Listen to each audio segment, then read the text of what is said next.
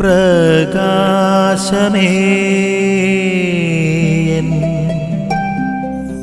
മിഴി തുറക്കുക വേഗം.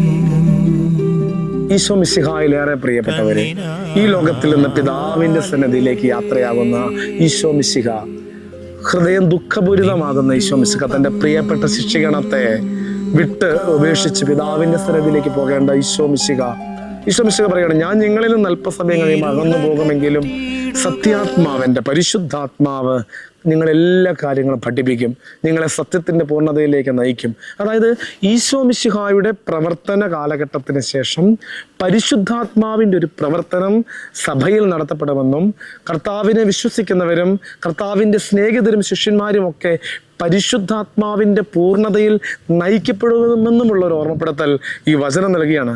സഭ ഇന്നും പരിശുദ്ധാത്മാവിനെ നയിക്കപ്പെട്ടുകൊണ്ടിരിക്കുകയാണ്. സഭ ഇന്നും പരിശുദ്ധാത്മാ അഭിഷേകത്തെ നയിക്കപ്പെടുകയാണ്. ഈ സഭാമക്കളായ നമ്മൾ ഈ പരിശുദ്ധ അരൂപിയുടെ നിറവിൽ ജീവിക്കാനുള്ള കൃപയ്ക്ക് വേണ്ടി പ്രാർത്ഥിക്കാം. മനുഷ്യരെല്ലാം ഈ പരിശുദ്ധാരൂപിയുടെ സത്യത്തിൻ്റെ പൂർണ്ണതയിൽ നിറയപ്പെടണമെന്നാണ് ഈശോ ആഗ്രഹിക്കുക.